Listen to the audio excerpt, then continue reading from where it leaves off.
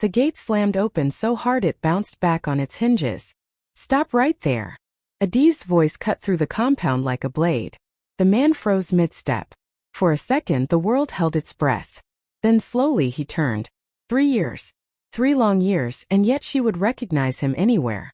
Kunle. But he wasn't alone. A woman stepped forward beside him, her manicured fingers tightening around his arm like she belonged there. Like she had always belonged there. Adeeze's chest tightened.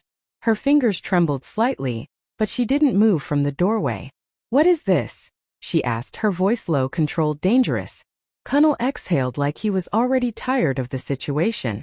"Adaeze," he said flatly, "don't make this difficult." "Difficult?"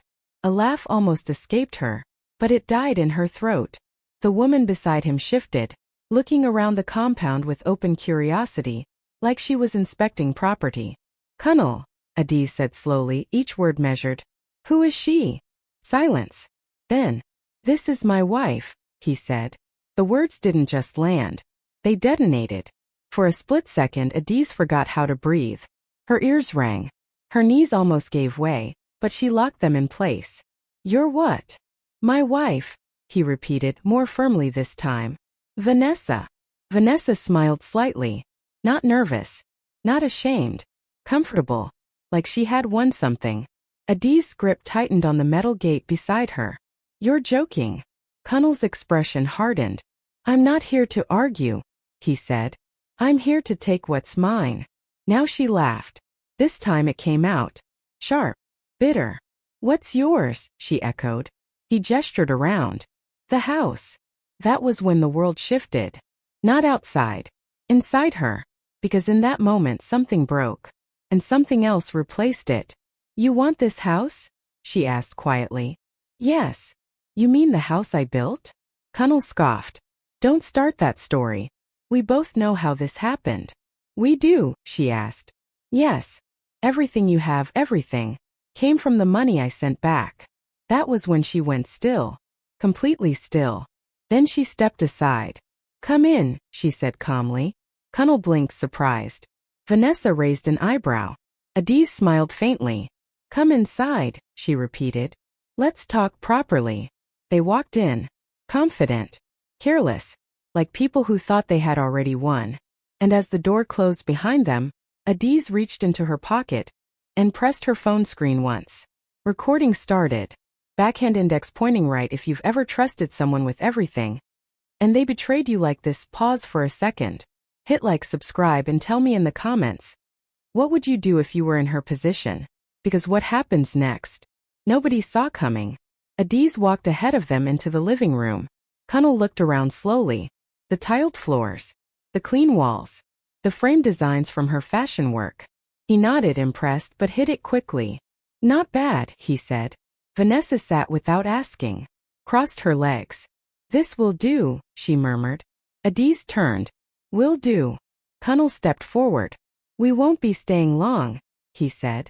"Just until our main house is ready." "Our house?" Adaeze repeated. "Yes. And you decided that without telling me?" Kunle's patience snapped slightly.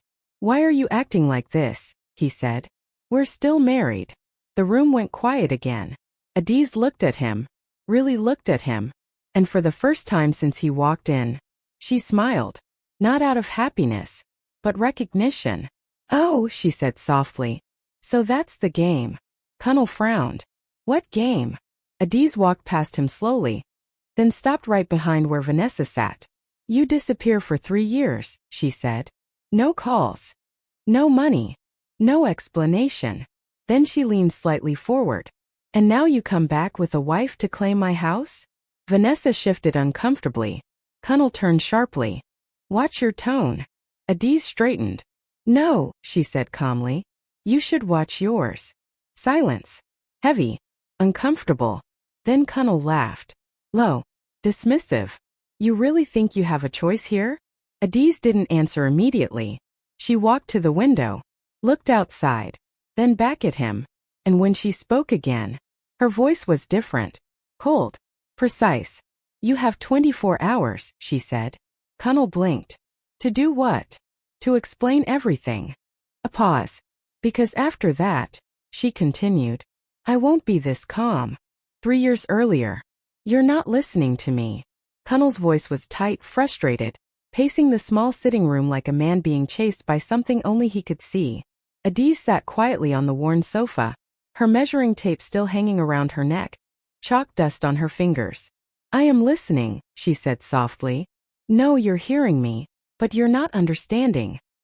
He stopped pacing and turned to her. This country is not working. Adaeze sighed. Kunle. No, listen. He cut in, kneeling in front of her now, his voice suddenly softer, persuasive. Look around you. Look at how we're living. She didn't need to look. She knew. The leaking roof during rainy season, the generator that worked only when it felt like it, the customers who delayed payments like it was a sport. I'm trying, she said. And I see that, he replied quickly. I do. But how long will you keep trying like this? Silence stretched between them.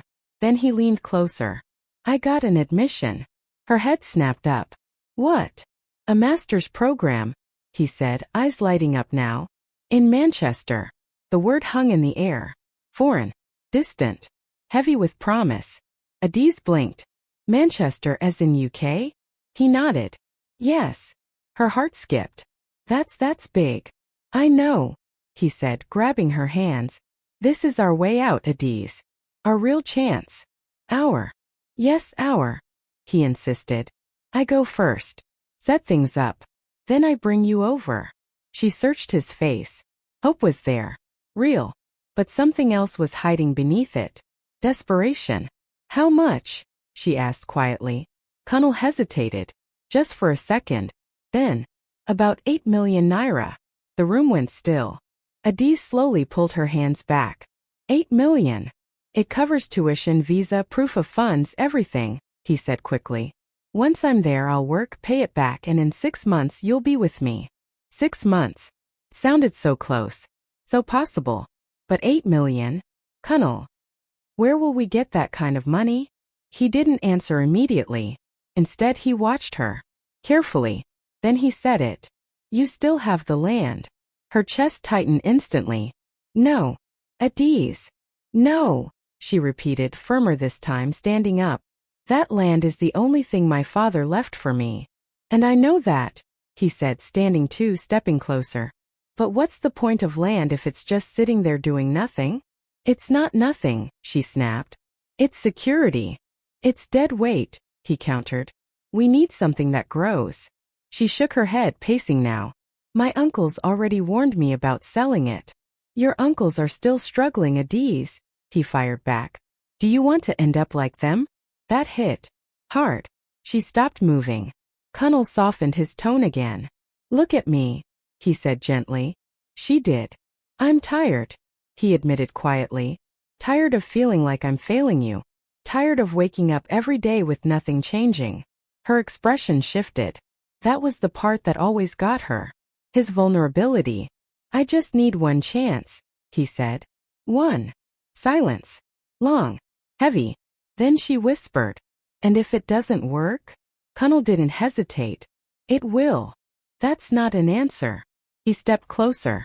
It has to. She stared at him, her heart fighting her mind. And when you get there? She asked. You won't forget me? His face changed instantly. Hurt. Almost offended. How can you even ask me that? Answer me. He held her shoulders. I will call you every day. You promise? I promise. You'll send money back? Yes. You'll process my visa? In 6 months. She swallowed. 6 months. Yes. A tear slipped down her cheek before she could stop it. Kunle wiped it gently. This is our beginning, he whispered. Not the end. The beginning. Backhand index pointing right. If you've ever had to choose between love and security, you already know this moment is never simple. Tap like, subscribe, and tell me in the comments, would you sell everything for someone you love? Because Adaeze was about to make a decision that would change everything. That night she didn't sleep. She sat alone on her bed, staring at the documents spread in front of her. Admission letter. Payment breakdown. Visa requirements. 8 million naira. Her fingers hovered over her father's land documents. She could still hear her uncle's voice. Land doesn't betray you. But Kunle's voice was louder. This is our chance. Morning came quietly. Too quietly. By the time the sun rose fully, Adaeze had already made her da. The first person to notice something was wrong was her aunt. Adaeze, why are you bringing out those papers? Adaeze didn't answer immediately. She kept arranging the documents on the table carefully, like if she handled them gently enough, the decision wouldn't feel so heavy. Her aunt stepped closer. Then she saw it. The land documents. Her expression changed instantly. No. Adaeze inhaled slowly. Auntie. I said no. The woman snapped louder this time. You're not selling that land.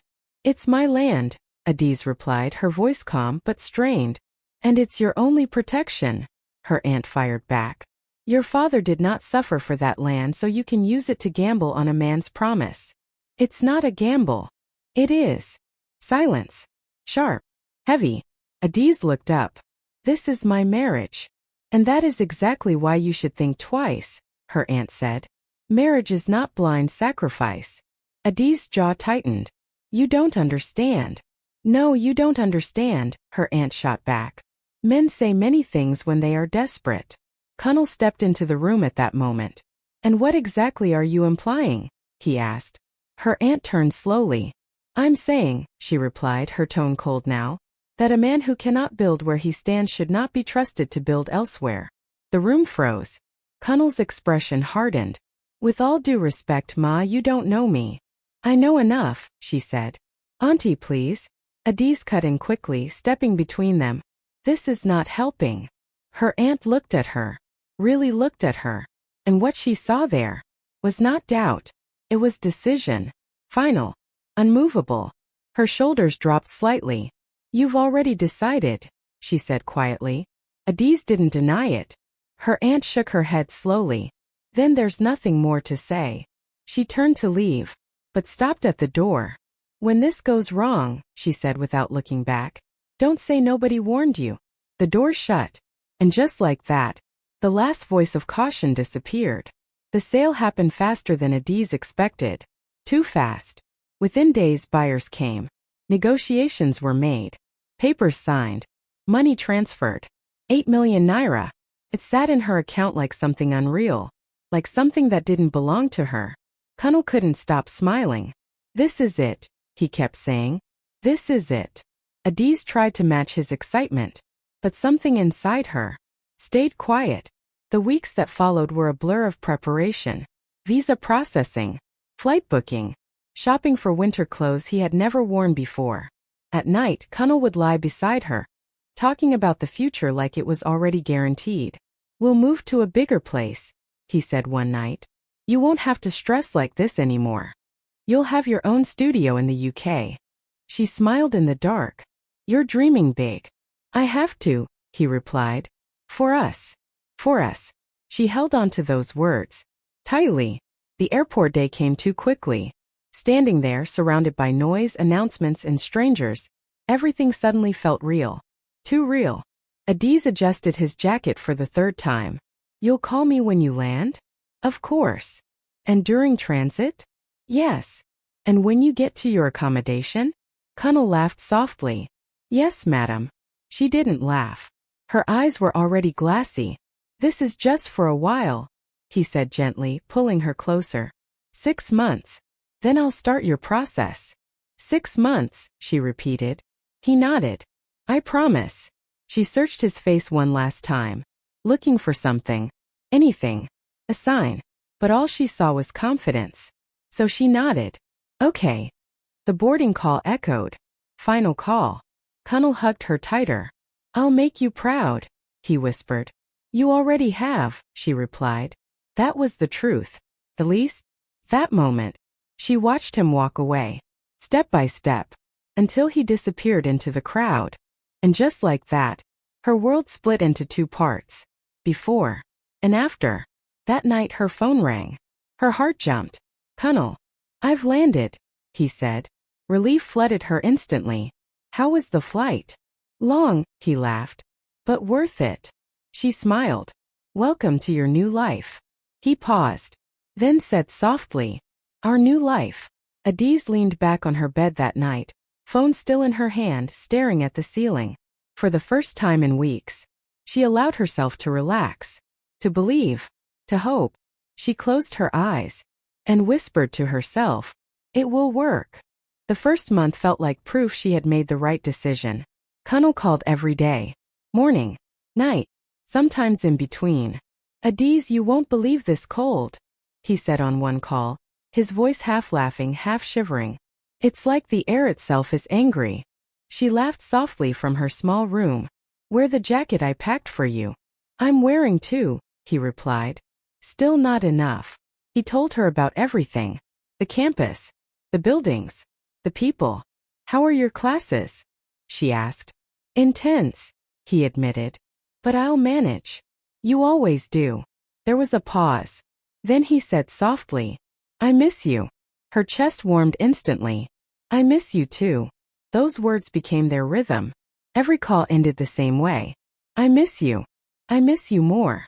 The second month was still good. Not as frequent, but still good. Calls dropped from daily to every other day, then sometimes just at night. "Sorry, I've been busy," he would say. "With what?" "Classes. Assignments. You know how it is." She didn't, but she nodded anyway. "How's the shop?" he would ask. "Busy," she replied. "I got 3 new clients this week." "That's good."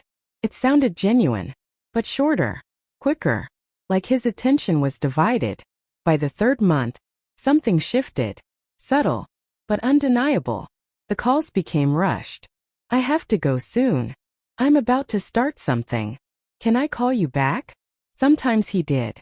Sometimes he didn't. One night she called him first. The phone rang, and rang, and rang. Then finally, "Hello." His voice was low, different. "Kunle." "Yeah." "You sound strange." "I'm outside." "Outside where?" "Adaeze, can we talk later?" Her stomach tightened. "It's just a question." "I said I'll call you back." Then the line went dead.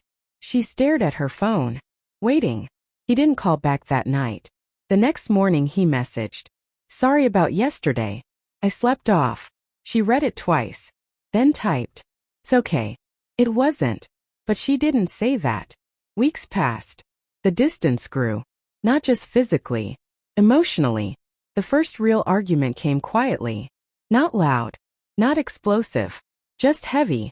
"You don't talk to me anymore," she said one evening. "I do. Not like before." "Adaeze, I'm trying." "So am I." Silence. Then he sighed. "You don't understand the pressure here." "Then help me understand." "It's not something I can explain every time." That hurt. "Every time," she repeated. "I'm asking you to talk to me, not report to me. You're making it sound like I'm doing something wrong." "I'm saying something has changed." Another silence. Longer this time. Then, "You're overthinking." The words landed badly. Sharp. Dismissive. She swallowed. "Maybe," she said quietly. But deep down, she knew she wasn't. By the 4th month, even his voice had changed. Not just in tone. In accent. Words stretched differently. Certain pronunciations exaggerated. First she found it amusing. "Listen to you," she teased once. "You've changed already." He laughed. "That's how they talk here." "But you're not they," she replied. He didn't answer that. Then came the missed days. Entire days without hearing from him. Then 2. Then 3. Each time the excuse was ready. "I've been working." Group project. Network issues. Always something. Never enough. One evening she sat in her shop after closing. Lights off. Phone in hand. Staring at his contact. Her thumb hovered over the call button. Then she pressed it. It rang. Once. Twice. Then, "The number you are trying to reach is unavailable." She frowned. Tried again. Same response. Her chest tightened. She opened WhatsApp. Last seen 2 days ago. She typed, "Are you okay?" Message sent. Single tick. She waited. Minutes. Hours. Nothing changed. That night she didn't sleep.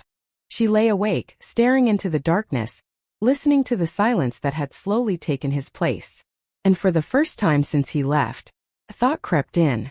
Quiet. Unwanted, but persistent. What if something is wrong? By morning, that thought had changed. What if something is not right? The silence didn't come suddenly. Crept in, like water under a door. First it was missed calls, then unread messages, then nothing. Adaeze tried again that morning. Call. Ring. Ring. Disconnected. She frowned. Tried again. Same result. Her fingers tightened slightly around the phone. No network, she muttered. She switched apps. WhatsApp. Still active. Last seen 5 days ago. Her stomach dropped slightly. 5 days without a single word. That had never happened before. She called his mother. It rang twice. Then picked. Adaeze. The woman's voice came calm. Auntie. Have you heard from Kunle? A pause. Too long. Then. He's busy with school, my dear. Busy for 5 days? A faint sigh. You know how abroad can be. Adaeze's grip tightened. It's not normal. Another pause. Then the woman added quickly. He will call you. And the line ended. No reassurance. No concern. Just dismissal. That night, Adaeze sat in her shop long after closing. The sewing machine was off. The lights dim. Customers gone. But she didn't move. She just sat there. Phone in her hand. Staring. Waiting. She replayed everything in her head. The calls. The changes. The tone shift. The excuses. Each memory now looked different. Like it had been edited after the fact. Maybe I'm overthinking, she whispered to herself. But even as she said it, she didn't believe it. On the 6th day, she tried again. Blocked. Her breath caught. She switched to another number. Rang. Then. Disconnected. Her hand froze midair. Blocked, she said quietly. Her heart started to beat faster. She tried WhatsApp again. Profile picture gone. Status gone. Last seen gone. Only silence. Complete. Final. No, she whispered. She stood up too quickly. The chair scraped back loudly. No, no, no. She paced the room. Called again. Same result. Different number. Same result. Another. Same. Her breathing started to shorten. This is not real, she muttered. This is not. She stopped. Looked at the phone. Then sat down slowly. Like her body had given up before her mind did. The next morning, she went to his family house. The road felt longer than usual. Every step heavier. When she arrived, his younger sister opened the gate. Adaeze. Where is he? Adaeze asked immediately. The girl hesitated. That hesitation said everything. Where is Kunle? She repeated louder. I don't know, the girl replied. You don't know. He told us he was busy. Adaeze stared at her. Then slowly shook her head. That's not true. The girl looked away. And that was it. That was all she needed. She turned and walked out. Fast. Then faster. Until she was almost running. Back in her shop, she locked the door behind her. Sat on the floor. And finally, let it hit her. Fully. No distraction. No denial. Just truth. He was gone. Not busy. Not distracted. Gone. Her phone buzzed. She jumped slightly. Hope flickered. Then faded. It was a customer. Are you available for a fitting? She stared at the message. Then slowly set the phone down. And for the first time in months, she didn't reply. That night, she whispered into the empty room. What did I do wrong? The silence didn't answer. But somehow, felt like it did. Adaeze didn't cry at first. Not because she didn't feel it, but because her body refused to accept it yet. She just sat there. In the same shop. Same chair. Same silence. But everything inside her had shifted. The next morning she showed up anyway. Opened the shop. Swept the floor. Arranged fabrics. As if routine could patch a broken reality. Her assistant noticed. Auntie Adaeze, you didn't sleep? I slept, she lied. The girl didn't argue. She just nodded slowly and went back to work. But by midday, the cracks began to show. A customer asked for Kunle. Is your husband back yet?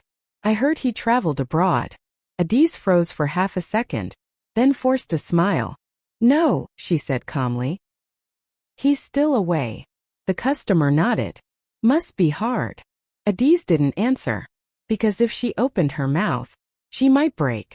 That evening she locked the shop early. Walked home slowly. Too slowly. Like her body was resisting arrival.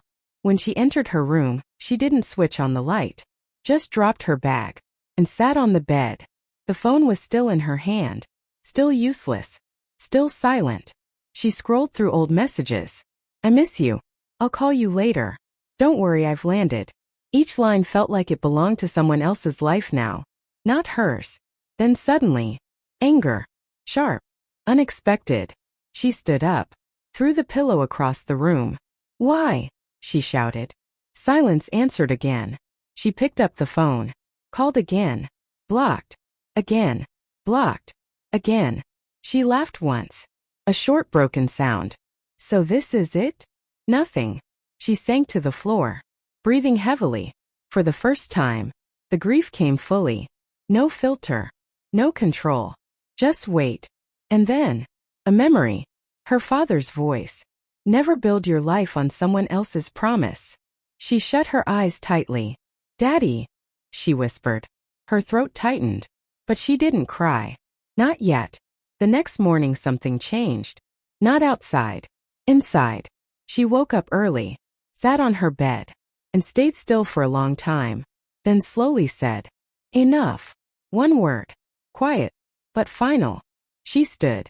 Went to the bathroom. Washed her face. Looked at herself in the mirror. Long. Hard. Then whispered, I will not disappear with him.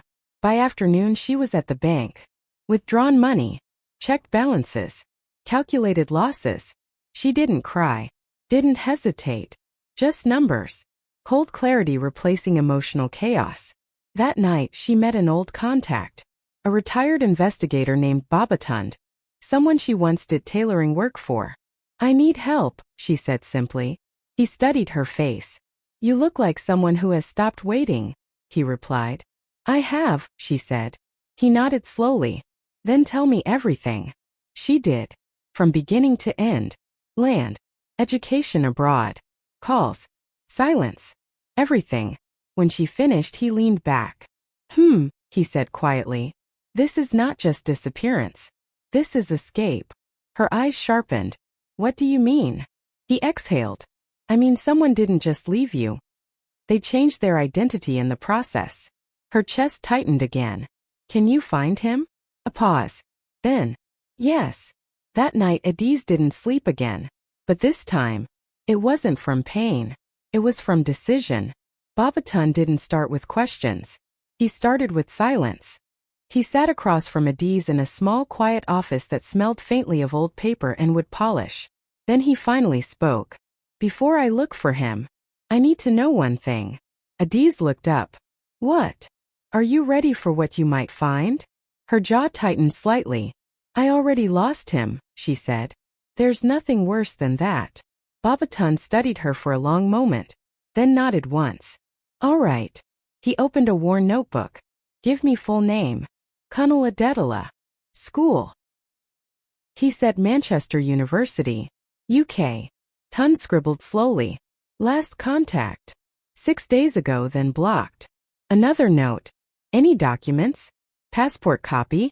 Admission letter. She hesitated, then pulled out a folder from her bag. I kept everything he sent when he was applying. She slid it forward. Tun flipped through it carefully, then stopped. His expression changed slightly. Not shock. Not surprise. Something closer to recognition. He murmured. Adaeze leaned forward. What is it? He didn't answer immediately. Instead he asked, did you ever verify this admission yourself? She frowned. No, why would I? A pause. Then he closed the folder gently. Because this letter, he said slowly, has inconsistencies. Her stomach tightened. Inconsistencies. The formatting, he said. The reference codes. Even the department seal. It doesn't match standard UK university templates. Adaeze blinked. That's not possible. It is, he replied calmly. And it happens more often than you think. Silence dropped between them again. He leaned back. Let me do my work. The first week of investigation was quiet. Too quiet. No dramatic updates. No immediate answers. Just waiting. Adaeze hated waiting, but she endured it. On the 5th day, Tund called. Come to the office. Her heart jumped slightly. She didn't ask questions. She just went. When she arrived, he was already waiting. He didn't waste time. I found him, he said. Her breath caught. Where? He paused, then placed a printed sheet on the table. Not a fancy document. Just plain paper. A photo. Black and white. Blurry, but unmistakable. Kunle. But not the Kunle she remembered. He was standing outside a small building, wearing a security uniform. Adaeze stared at it. What is this? She whispered. Tund watched her carefully. That is not a student in the UK. Her fingers tightened around the edge of the table. Then what is he? A man working multiple low-level jobs, he said. Security. Kitchen work. Cleaning shifts. Her throat went dry. No. Tund continued. There is no record of him enrolled in that university. Silence. Long. Heavy. Then. Impossible, she said quietly. He didn't argue. He simply added. And that admission letter you showed me? It was fabricated. The words didn't hit immediately. They sank slowly, like stones in water. Adaeze stood up. You're wrong. I wish I was, he replied. She paced the room. No, he wouldn't, he can't. Her voice cracked slightly. Tund stayed calm. There's more. She stopped, slowly turned. What more? He hesitated, then said. He is not alone. Her heart dropped again. What do you mean? He slid another photo forward. A woman, standing beside Kunle, smiling, comfortable, familiar in a way that made Adaeze's stomach twist. Who is she? Adaeze asked quietly. Tund exhaled. Local records show her name as Ngozi. Pause. But in his documents, he added, she is listed as Vanessa. Adaeze blinked. Vanessa. A fake name. A constructed identity. Another illusion. She sat down slowly, her body suddenly feeling heavier. So everything, she whispered. Not everything, Tund interrupted gently. But a lot of it was built on deception. Adaeze looked down at her hands. They were shaking slightly now. Not from weakness, from realization. For a long moment no one spoke. Then she asked quietly, why? Tund didn't answer immediately, then said, people who are desperate don't always lie for fun. She looked up sharply. They lie to survive. Silence. Adaeze stood again, this time steadier. No, she said firmly. That's not survival. Tund watched her. That's choice. She walked to the window, looked outside. The world still moved normally. People still laughed. Cars still passed. Life hadn't stopped.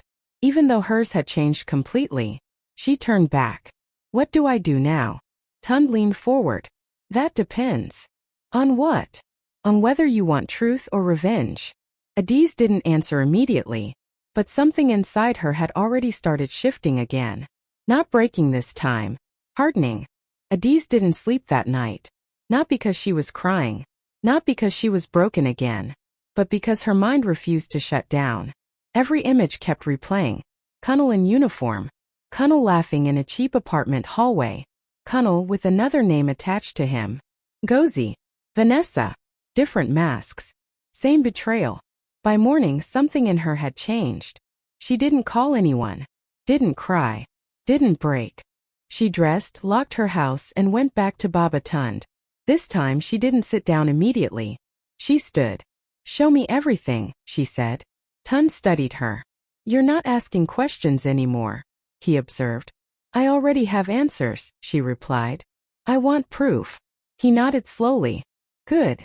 He opened his laptop. The screen lit up with data. Records. Locations. Employment logs. Fragments of a life she never knew existed. This is his entry timeline, Tund said. Adaeze leaned in.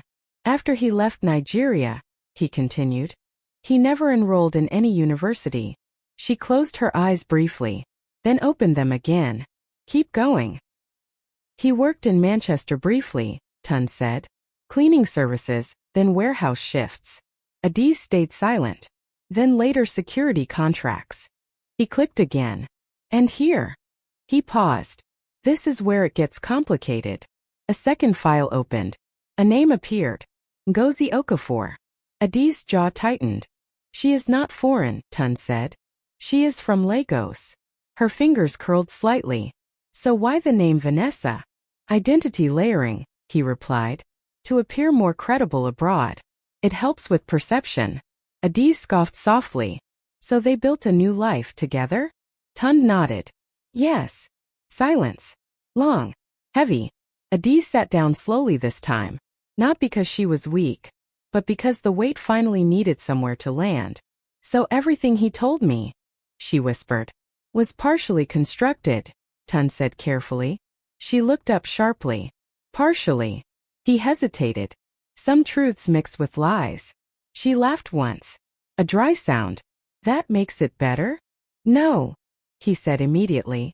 It makes it more intentional. That word hit differently. Intentional.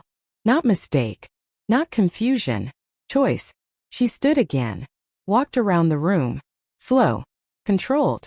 Like she was trying to keep something inside from spilling out. Why would he come back then? She asked. Tun leaned back. That, he said, is what I think you should prepare yourself for. She stopped. Explain. He met her eyes.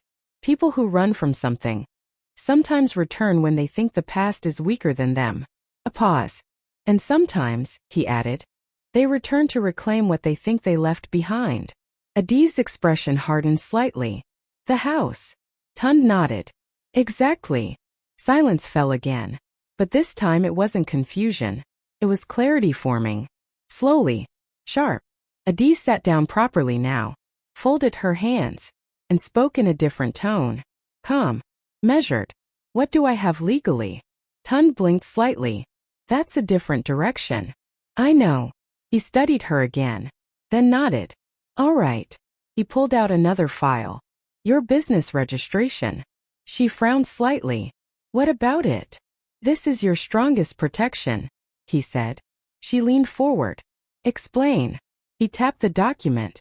This property, the land, the house, is registered under your business entity. Adeeze's eyes narrowed. So legally, he continued, it is not personal matrimonial property. A pause. It belongs to your company. Silence. Then, Adeeze exhaled slowly. So he can't claim it? Tun shook his head. Not easily. Her breathing steadied slightly. Then she asked quietly, what if he tries? Tun looked at her seriously. Then he will need proof you never gave him control. She nodded slowly. For the first time since this began, something like control returned to her posture. Not peace, not happiness, but direction.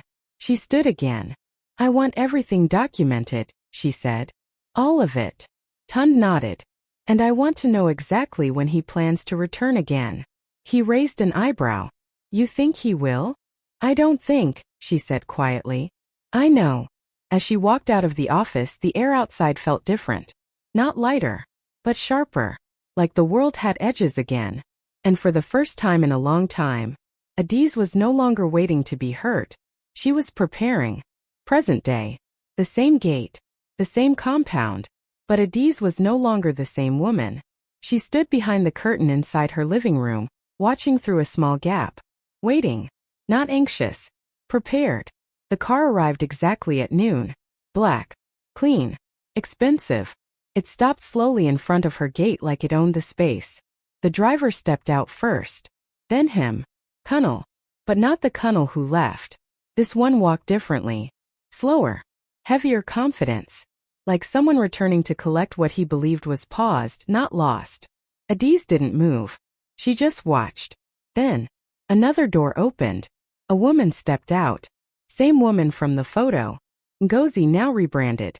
She looked around, adjusting her sunglasses like the place was beneath her notice. Kunle smiled slightly. That smile irritated Adeeze more than she expected.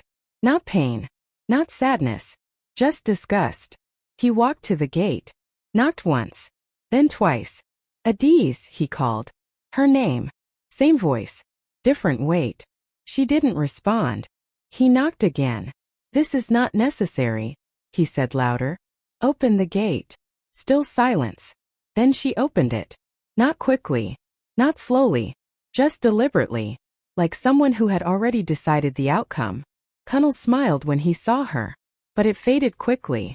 Because she wasn't smiling back. You've been avoiding me, he said. Adaeze didn't respond. His eyes scanned her face. Then the house behind her. I see you're still here, he added. She tilted her head slightly. Why are you here, Kunle? He exhaled like the question was annoying. We need to talk. You had 3 years, she replied calmly. You talked enough. He stepped forward. I came back to fix things. A pause. Fix things, she repeated. Yes. She laughed once. Short. Cold. What exactly do you think is broken here? His jaw tightened slightly. Don't do this. Do what? This attitude. Her eyes sharpened. Attitude. He gestured around. This behavior. Like I'm a stranger. Adaeze stepped closer now. You are. The word landed. Clean. Final. Behind him, Ngozi shifted uncomfortably. Kunle, she whispered. Let's just go inside. Adeze's eyes moved to her slowly. Then back to him. So now she speaks for you? Kunle sighed. This is not about her. It is now, Adaeze replied. Silence. He changed tone. Softer. Controlled. I didn't come to fight, he said. Then leave, she replied immediately. Another silence. Longer this time. Then his expression shifted. Not anger. Not sadness. Something more calculated. You've changed, he said. Adaeze nodded. Yes. I can see that. I hope you can, she said. He looked at the house again. I want to come in. Adaeze didn't move. No. His eyes narrowed slightly. Excuse me. You heard me. He laughed lightly. You think you can shut me out of my own home? That sentence. My own home. It triggered something in the air. Not emotion. Strategy. Adaeze stepped aside slightly. Just enough for him to see inside. Then she spoke clearly. This house belongs to Graceful Stitches Limited. He frowned. What? She continued. It is a registered corporate asset. His expression tightened. That doesn't matter. It does, she said calmly. A pause. Then. It means you have no claim here. Silence. For the first time since he arrived, he didn't have a quick response. Ngozi leaned in slightly. This is unnecessary drama, she muttered. Adaeze turned her head slowly. And you are? She asked. The woman hesitated, then lifted her chin. I am his wife. Adaeze nodded slowly. Yes. Then she smiled faintly. And the last one thought that too. Kunle stepped forward. Stop this nonsense, he snapped. Adaeze didn't flinch. You came here expecting emotion, she said. You found documentation. That hit harder than any insult. Silence stretched again. The wind moved slightly through the compound. But no one spoke. Then Adaeze added quietly. You should leave before this becomes something you can't control. Kunle stared at her. For the first time, something uncertain crossed his face. Not fear, but recognition. That she wasn't the same woman he left behind. And that he might have miscalculated. Kunle stared at Adaeze like he was trying to find the version of her he remembered. The one who used to soften her voice when he raised his. The one who believed him too quickly. But she wasn't there anymore. He forced a small laugh. You really think some papers will stop me? He asked. Adaeze didn't blink. No, she said calmly. I think truth will. That word again. Truth. It didn't sit well with him. Ngozi stepped forward slightly. This is embarrassing, she muttered. We came all this way for nothing? Adaeze turned her attention to her slowly. You didn't come for nothing, she said. You came to a house that was never yours to enter.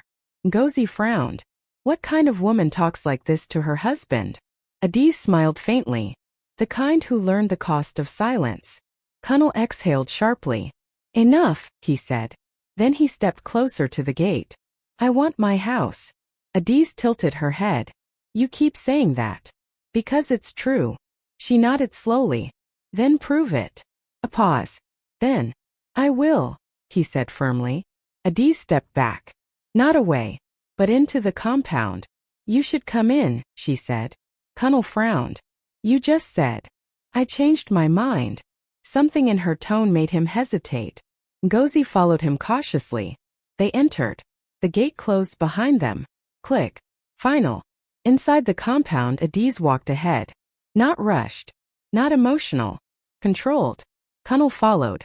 This is unnecessary drama, he muttered again. Adaeze stopped in front of the house. Then turned. No, she said. This is structure. She pulled out a folder. Clean. Organized. Labeled. And handed it to him. What is this? He asked.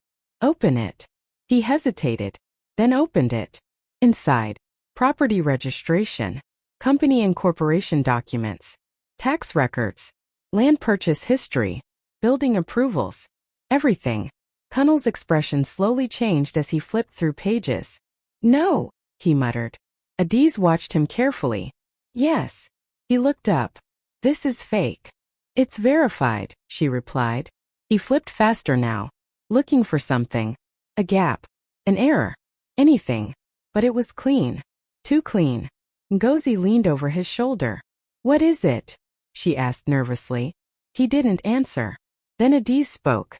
You were never listed on any ownership document. Kunle snapped his head up. That's impossible. It's not. I sent money, he said quickly. Adaeze nodded. Yes. And I used it to build my business. His jaw tightened. You built this with my money. She shook her head. No. Pause. With my sacrifice. Silence. Then she added. And legally that changes everything. Kunle shut the file slowly. His confidence cracked slightly. But we were married, he said. Adaeze nodded. Yes. So I have rights. She stepped closer.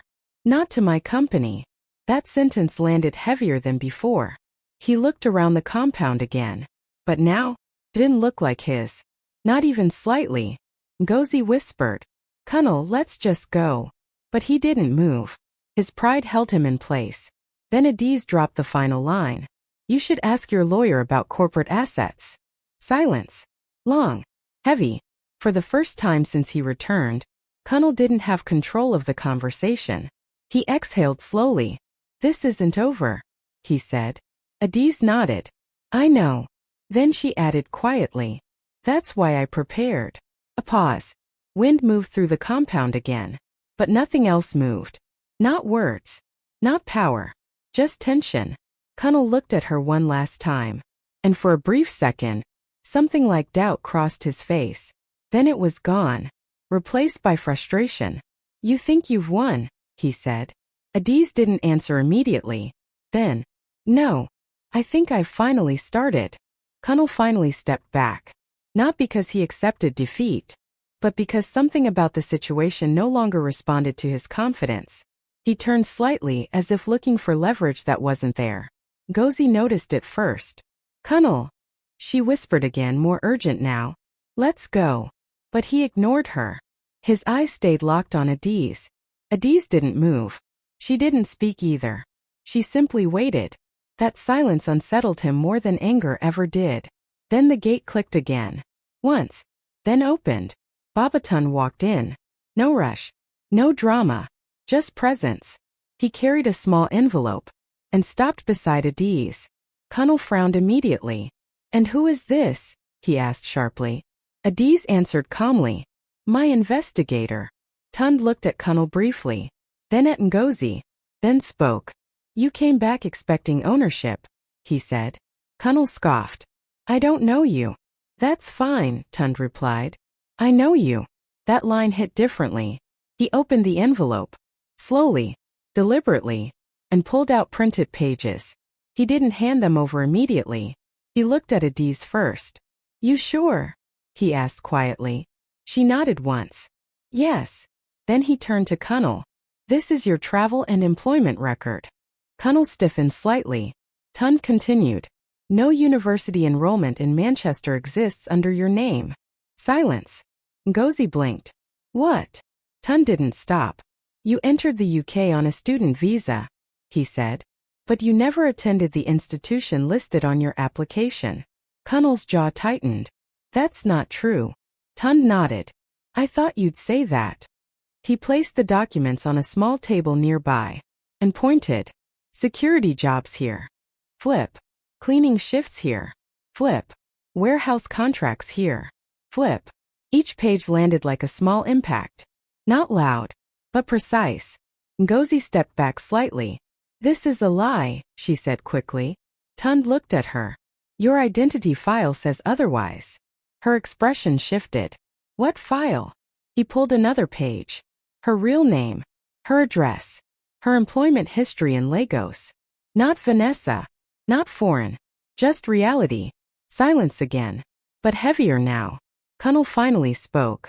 This is harassment, he said. Tund shook his head. No. This is documentation. Adaeze stepped forward slightly now. Still calm. Still controlled. You built a second life, she said quietly. And forgot the first one has records. Kunle's breathing changed slightly. Not panic. But pressure. The kind that comes when exits shrink. Tund continued. And there's something else. He paused. This time he looked more serious. Your immigration status abroad is unstable. Kunle's eyes narrowed. What are you talking about? Tund answered carefully. You overstayed employment permissions tied to temporary contracts. A pause. That alone could trigger review. Silence. Ngozi whispered again. Kunle. But he raised his hand. Not now. Not here. Adaeze watched him closely. For the first time, she saw something crack. Not arrogance. Not control. But fear of exposure. Tund added quietly. You didn't just return to Nigeria as a visitor. You returned as someone with unresolved legal exposure. That sentence changed the air completely. Kunle looked away briefly. Then back. This is between husband and wife, he said quickly. Adaeze stepped in immediately. No. Her voice was sharper now. This stopped being marriage when you disappeared. Silence. Tund closed the envelope. And this, he said, is why you don't have leverage here. He turned slightly to Adaeze. You are legally protected. A long pause followed. No one spoke. Even the wind felt cautious now. Then Kunle finally said, So what now? Adaeze answered without hesitation. You leave. And don't come back expecting confusion to help you. Ngozi pulled at his arm again. Please. This time he didn't resist her. Not fully. But before turning away, Kunle looked at Adaeze one last time. And his voice dropped. You think this is finished? Adaeze met his eyes. No. I think it's clarified. That word hung in the air. Clarified. Not victory. Not revenge. Just truth stripped of illusion. Kunle didn't respond. He turned slowly and walked out. Ngozi followed. This time without argument. The gate closed behind them. And for the first time in a long time, Adaeze didn't feel empty. She felt steady. Not healed. Not happy. Just grounded. The silence after they left didn't feel like peace. Felt like waiting. Like something had been paused, not ended. Adaeze stood in the compound long after the gate closed. Babatund was still there, quietly packing his documents. You think that's the end? He asked without looking up. Adaeze didn't answer immediately. Then, no, she said. It's the reset. Tund nodded slightly. Good. Because people like that don't leave quietly in their minds. She turned toward him. What do you mean? He closed his folder. They return when they think they still have leverage. He wasn't wrong. 2 days later, it happened again. The knock came earlier this time. Faster. More aggressive. Adaeze opened the gate herself. And there he was. Kunle. But not alone again. This time he held a paper in his hand. And his expression was different. Not confused. Not uncertain. But forced confidence. I gave you space, he said immediately. Adaeze didn't respond. I was patient. Still nothing. So now we do this properly. He raised the paper slightly. I'm giving you notice. That got her attention. She glanced at it. Then back at him. What is that? His jaw tightened. Eviction notice. Silence. Ngozi stood behind him again. But quieter this time. Watching. Not speaking. Adaeze blinked once. Then twice. And then she smiled. Not warmly, not emotionally, but like recognition. You got legal advice, she said softly. Kunle straightened slightly. Yes. I see. He stepped forward. You think you can just take everything and shut me out? Adaeze tilted her head. I didn't take anything. I built it. That word again. Built. Kunle raised the paper again. This says otherwise. Adaeze didn't even look at it properly. Instead she said, Did your lawyer tell you what a corporate asset is? A pause. He hesitated slightly, but covered it quickly. It doesn't matter. We were married when it was built. She nodded slowly. Yes. Then. And you were absent when it was built. Silence. His confidence flickered again. Just for a second. Then returned. You can't just erase me, he snapped. Adaeze stepped closer. I'm not erasing you. I'm separating you. That hit differently. Ngozi shifted uncomfortably again. Kunle, let's just stay out of this, he snapped at her. She froze. Adaeze watched that interaction carefully, then said quietly, You're losing control. Kunle's eyes narrowed. No. Yes, she repeated calmly. You are. He laughed once. A sharp sound. You think this is control? He said. I can still drag this through court. Adaeze nodded. You can try. And you think you'll win? She didn't hesitate. I already prepared for that. That silence was different. Not emotional. Strategic. Kunle stepped closer again, lowering his voice now. I'm still your husband. Adaeze looked at him for a long moment, then replied. You were. A pause. Now you're just someone I once built a life around. That sentence landed hard. Even Ngozi looked away. Kunle's jaw tightened. You're being emotional. Adaeze shook her head slowly. No. I'm being accurate. He looked around again, like searching for something else to say. Something stronger. But there wasn't anything left that worked. Finally he said, If I don't leave? Adaeze met his eyes immediately, then spoke softly. Then this becomes legal. A pause. And you won't like what comes after that. Silence. Long. Heavy. Then Kunle exhaled sharply. And for the first time since returning, he didn't argue. He didn't threaten. He didn't smile. He just stood there, like someone realizing the story had already moved on without him. He turned slowly. Ngozi followed immediately. No hesitation this time. No performance. Just exit. Before leaving the gate he stopped. Looked back one last time. But Adaeze had already turned away. Not in anger. Not in sadness. But in closure. The gate closed. Again. But this time, it felt final. And inside the compound, Adaeze finally breathed normally. The house was quiet again. But this silence was different from before. It wasn't confusion. It wasn't waiting. It was aftermath. Adaeze sat alone in her living room that evening. No phone calls. No interruptions. No footsteps at the gate. Just her. And everything that had happened finally settling into place. She placed both hands on the table and stared at them. They weren't shaking anymore, but they felt heavier, like they had carried too much for too long. For the first time since Kunle returned, she allowed herself to think backward. Not forward. Not strategy.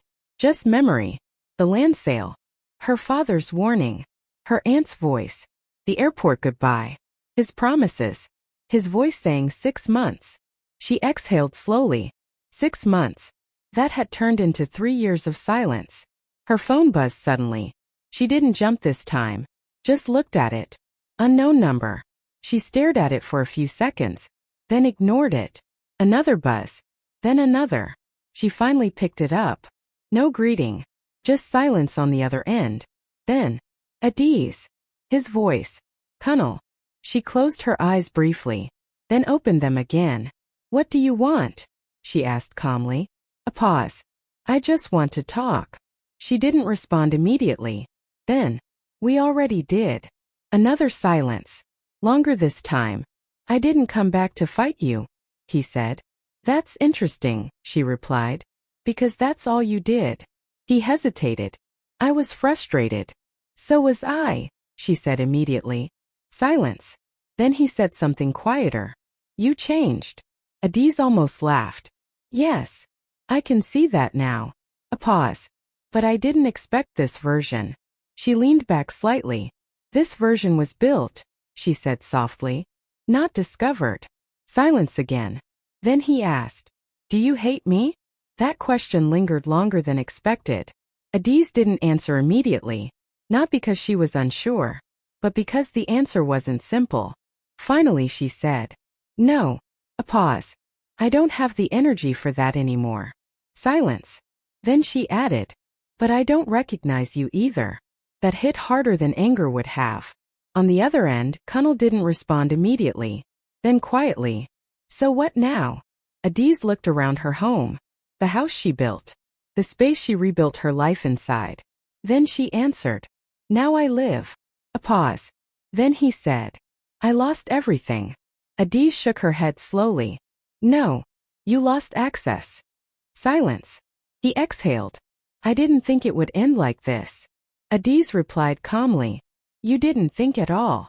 That silence lasted longer than the others. No interruptions. No excuses. Just distance. Then Kunle said, I should have done better. Something in her softened slightly at the honesty, but it didn't open anything back. She replied, yes, you should have. Another pause. Then, goodbye, Adaeze. She closed her eyes for a moment, then said, goodbye, Kunle. The call ended. She placed the phone down slowly, and for a moment, she didn't move, didn't speak, didn't think forward, just sat inside the weight of everything that had been said, and everything that couldn't be undone. But something inside her had shifted. Not joy, not revenge, not even relief, just understanding. Truth had a price, and she had paid it fully. The days after the call didn't feel dramatic. Nothing broke. Nothing exploded. Nothing demanded attention anymore. And somehow that was the hardest part. Adaeze returned to her shop 3 days later. Same building. Same machines. Same fabrics. But something inside her had changed how she saw all of it. Her assistant looked up immediately. Auntie Adaeze, you're back. She nodded.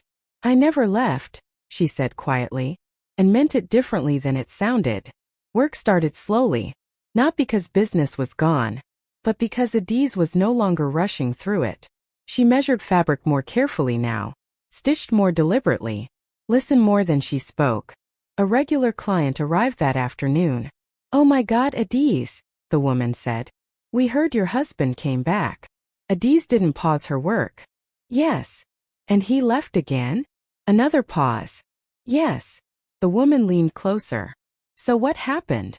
Adaeze finally looked up and smiled faintly. Life continued. That ended the conversation immediately. But word still spread, as it always does. Some people called it scandal. Some called it drama. Some called it karma. But Adaeze didn't call it anything. She just worked. Weeks passed. Then months. The rhythm of her life returned, but not the old rhythm. This one was slower, stronger, less reactive, more intentional. She expanded her shop quietly, added new machines, hired 2 more tailors, renamed nothing, explained nothing, just built. One evening her assistant asked, Auntie, why don't you talk about it anymore? Adaeze didn't look up from her sewing. About what? Everything that happened. A pause. Then she said softly, because I'm no longer inside it. The girl nodded slowly, not fully understanding, but sensing something important. That night Adaeze stayed late in the shop alone. The generator hummed outside. The streets were quieter than usual. She sat at her desk and opened her financial book. Numbers. Growth. Profit. Expansion. No chaos. No confusion. Just structure. Her phone buzzed again. Unknown number. She looked at it. Didn't answer. It stopped. Then buzzed again. She turned it face down. Then she leaned back. And for the first time in a long time, she smiled properly. Not because something was funny, but because something had finally settled. Not peace. Not happiness. Stability. A knock came at the door. She paused. Looked up. Then stood slowly. Walked over. Opened it. A courier stood outside. Package for Graceful Stitches Limited. She nodded. Signed. took it, closed the door. Inside the box was a small plaque. New business registration confirmation. Updated expansion license. Approved. She traced her fingers over it slowly, then whispered to herself, "This is mine." And for once, no memory argued back. No voice interrupted. No past returned. Just silence. Clean. Final. She placed the plaque on her desk, sat back down, and returned to work. It came without warning. Not a call. Not a visit. Not a confrontation. Just an envelope. Slid under the gate early in the morning. No name on the front. Only her name written neatly. Adaeze. She picked it up slowly. Stood in the courtyard for a moment before opening it. Inside was a single sheet of paper. Folded twice. Clean handwriting. Adaeze, I don't expect forgiveness. I don't even know if I deserve acknowledgement. But I needed you to know something. I didn't come back to take your house. I came back because I had nothing left where I was. That was never your burden. It was mine. Kunle. Adaeze read it once. Then again. Her face didn't change. Not anger. Not sadness. Just stillness. She folded the letter slowly, walked inside, placed it on the table, and didn't look at it again. But something lingered. Not in her emotions. In her thoughts. Not regret. Not forgiveness. Just understanding that even closure sometimes arrives late. That evening Babatunde visited again. He noticed the letter immediately. "You read it?" he asked. "Yes." "And?"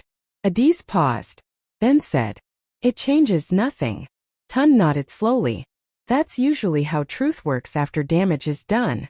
He sat down, then added, "He's leaving the country." She looked up slightly. "When?" "Soon." She nodded. Didn't ask where. Didn't ask why. It no longer mattered. That night, she stood in her shop alone again. Lights off. Machines silent. But her mind was not. She thought about everything. Not the betrayal. Not the lies. Not even the love that once existed. But the version of herself that believed without structure. And she whispered quietly, "I survived myself too." Days passed. Then weeks. No more calls. No more visits. No more envelopes. Kunle faded out of her world the same way he once entered it. Sudden. Then gone. But Adaeze did not collapse into relief. She expanded instead. New branch opened. Then another. Her name started circulating differently now. Not as a woman betrayed, but as a woman who rebuilt. Clients came not for sympathy, but for excellence. One afternoon a journalist visited. "People say your story is tragic," she said. Adaeze smiled politely. "People say many things. Do you think it is?" Adaeze paused, looked around her office, the machines, the staff, the records, then said, "No, it is complete." The journalist frowned slightly. "Complete?" Adaeze nodded.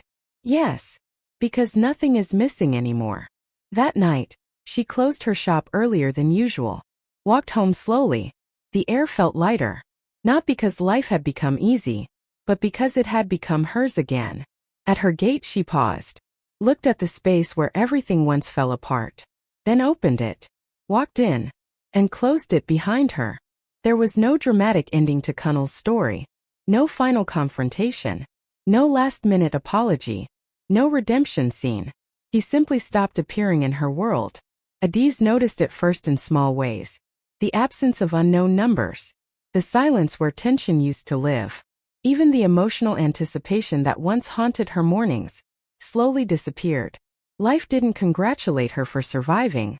It just continued, and she continued with it. Her business expanded again quietly. A second branch opened in a busier part of the city, then a third. She didn't attend all openings. She didn't need to. Her name was enough now. People began to refer to her differently, not as the woman whose husband left, but as the woman who rebuilt everything. She noticed the shift, but didn't comment on it. One afternoon, a young apprentice asked her, "Auntie, don't you ever think about him anymore?" Adaeze paused with the scissors in her hand, then resumed cutting fabric. "I think about everything," she said, "but I don't live inside it." The apprentice nodded slowly, not fully understanding. but respecting the tone. At night, Adaeze often sat alone in her living room, not thinking deeply, just existing.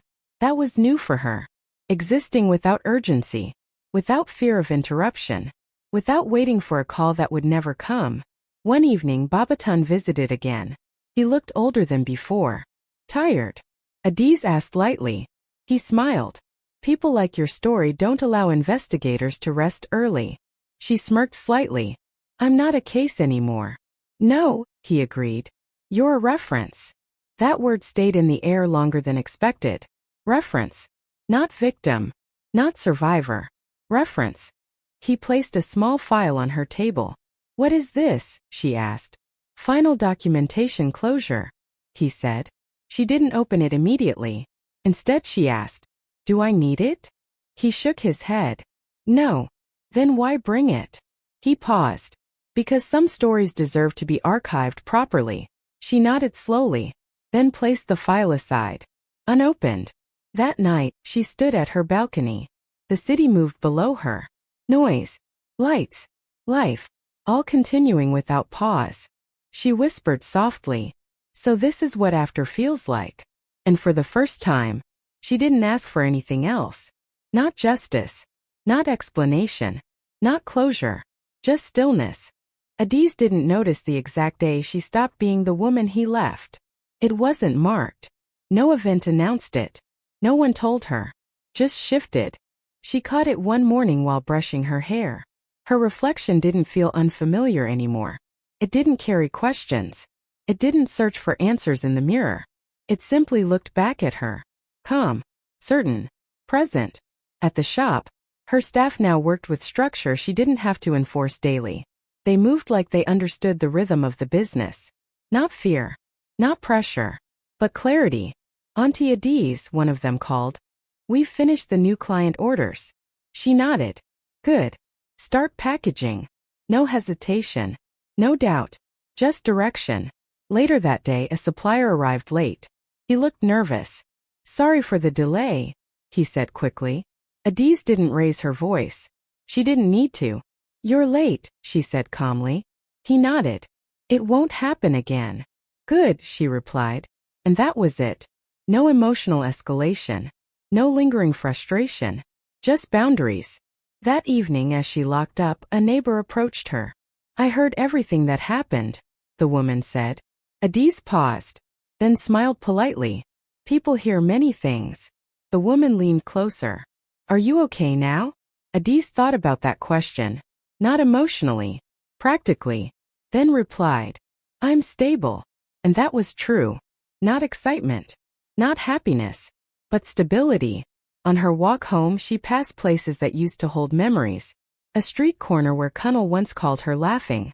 A small shop where she once waited for his call. A bus stop where she once checked her phone repeatedly. She didn't stop at any of them. She just walked through. That night, she cooked dinner for herself. Not out of routine, but out of care. That was new too. While eating, she thought about something Babatunde once said. People don't always break. Sometimes they reorganize. She didn't understand it fully back then. But now, it made sense.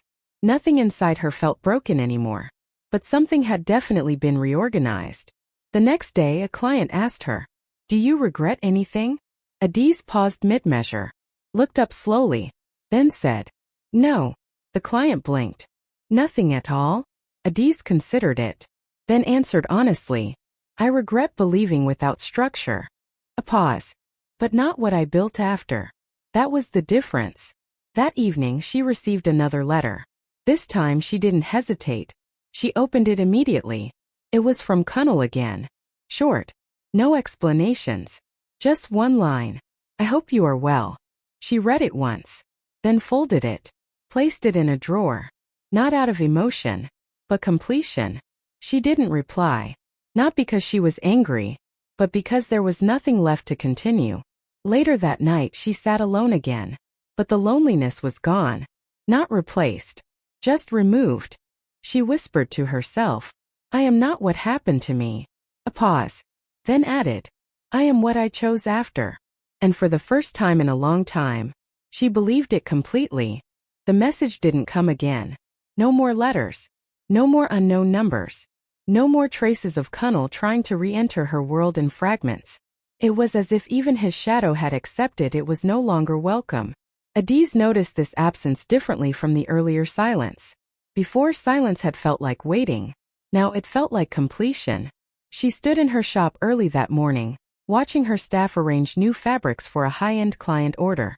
The room was active but controlled, focused, built on systems she no longer needed to constantly fix. One of the assistants approached her. "Auntie, the new export client confirmed payment." Adaeze nodded. "Good. Put it in the expansion account." The girl smiled slightly. "We are growing fast, Auntie." Adaeze paused for a second, then replied, "We are stable first." That word again. Stable. Later that afternoon, Babatunde visited one final time. He didn't bring files. He didn't bring updates. Just himself. "I won't be coming again," he said calmly as he sat down. Adaeze looked up from her desk. "You're retiring from me?" He chuckled softly. "No. Your case is finished." She leaned back slightly. "So what now?" He thought for a moment. "Now you stop being a case." That sentence sat quietly between them. No urgency. No tension. Just finality. He continued. "People like Kunle don't stay in stories forever. They either return or dissolve." Adaeze nodded slowly. "He dissolved." Tun smiled faintly. "Yes." A pause. "And you didn't." That was the real difference. After he left, Adaeze stayed behind in her office longer than usual. Not working. Just thinking. Not about Kunle, but about time. How it had passed. How it had reshaped her without permission. She remembered who she was before everything. Not weak. Not naive. Just unstructured in trust. Now everything had edges. Boundaries. Systems. Evidence. Her phone rang once that evening. Unknown number. She looked at it. Did not answer. It stopped. And did not return. That was the first time she didn't feel curiosity. Only distance. Later that night she walked home slowly. The city was alive around her. But she was no longer inside its emotional noise. Just moving through it. At her gate she paused. Looked at the place where everything once collapsed. Then whispered softly, "Nothing here owns me anymore." She opened the gate. Walked in. Closed it. And didn't look back. Inside she sat down. Not exhausted. Not emotional. Just present. And for the first time, she didn't feel like someone recovering. She felt like someone continuing. It happened on an ordinary afternoon. No warning. No build-up. Just a name appearing where it no longer had weight. Adaeze was reviewing export orders when her assistant walked in. "Auntie, there's someone outside asking for you." She didn't look up. "Client." The assistant hesitated. "No." He said his name is Kunle. The pen in Adaeze's hand paused. Just for a second. Then continued moving. "Tell him I'm not available." The assistant blinked. "That's all." Adaeze nodded. "Yes." No emotion followed the decision. Not anger. Not fear. Not curiosity. Just absence of reaction.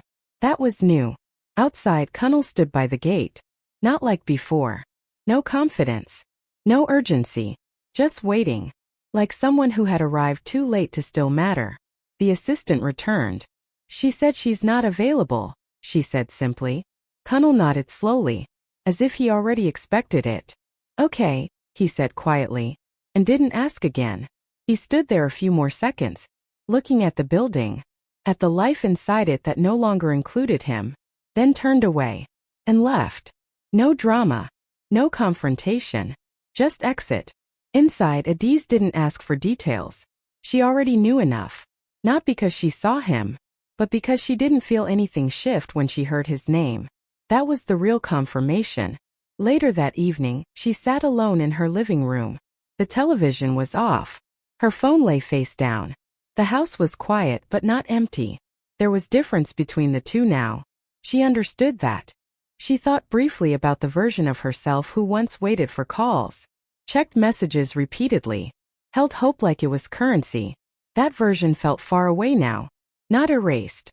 Just no longer active. Her assistant sent a message. He left quietly. Adaeze read it, then replied, "Okay." And that was all. That night she cooked dinner again. Slowly, carefully, not because she needed comfort, but because she valued routine. While eating, she remembered something Kunle once said. "This is our new beginning." She paused, then quietly responded to the empty room. "No, that was yours." Outside, the city moved as always. Lights, noise, life, unbothered by endings that felt important to only one person. Adaeze stood later at her window, looking out. No sadness came, no reflection of regret, just observation. She spoke softly to herself. People don't leave your life with noise. They leave when you stop responding to their presence. And for the first time, she fully understood that. Not emotionally, but structurally. Her phone buzzed once more before midnight. Unknown number. She looked at it, then turned the screen off. No curiosity, no reaction. Silence followed. But it was no longer heavy. It was clean. And in that clean silence, there was no Kunle. Not even an echo strong enough to return. Only Adaeze. Still here. Still building. Still continuing. The morning came like any other morning. No signals. No warnings. No emotional residue waiting to be triggered. Just light entering through her curtains the way it always had. Adaeze woke up early. Not because she had to, but because her body had settled into discipline again. She sat on the edge of her bed for a moment, not thinking of anything specific. Just present. Then she stood, washed her face, dressed, and stepped into her day. At the shop, everything was already in motion. Machines humming. Staff organizing orders. A rhythm she had built so carefully it no longer depended on her constant supervision. One of the tailors greeted her. "Good morning, Auntie Adaeze." She nodded. "Good morning." That was it. No extra emotion. No hidden weight. Just acknowledgement. Later, a delivery truck arrived with fabric shipments for a large contract. The driver struggled with timing. "Madam, sorry for delay, traffic." Adaeze raised her hand slightly. "It's fine." He blinked. "Just like that?" She nodded. "Unpack carefully. We are on schedule." And walked away. There was no urgency in her anymore. Not because she no longer cared, but because she had stopped letting chaos lead her. By afternoon, a young apprentice asked her quietly, "Auntie, do you ever think about everything that happened?" Adaeze stopped sewing, looked at her. The room went still for a moment. Then she said, "I remember." A pause. "But I don't return there." The apprentice nodded slowly. That answer carried more weight than explanation. Evening came quietly. No disturbances. No interruptions. Just the city outside continuing as it always did. Adaeze closed her shop earlier than usual, locked the door, checked the bolts, and stood for a moment before leaving. Her assistant asked, "Auntie, are you going home early?" Adaeze nodded. "Yes." "Everything okay?" She paused, then replied, "Everything is settled." On her walk home she passed familiar places. The street corner of old memories. The bus stop of waiting. The shop where she once checked her phone too many times. She didn't stop at any of them, not because they didn't matter, but because they no longer pulled her back. At her gate she paused, looked at it. The same gate that once marked collapse. Now just an entrance. Nothing more. She opened it, walked in, closed it behind her, and stood still for a moment. Then she whispered, "I did not break." A pause. "I rebuilt." Inside she moved through her home slowly, not inspecting, not reflecting, just existing within something she owned fully. She sat down in her living room. The silence around her was no longer heavy. It was structured, safe, neutral. Her phone buzzed one last time that night. Unknown number. She looked at it, did not answer, did not hesitate, just turned it off completely. And in that action, something finally ended fully. Not the story, but its power over her.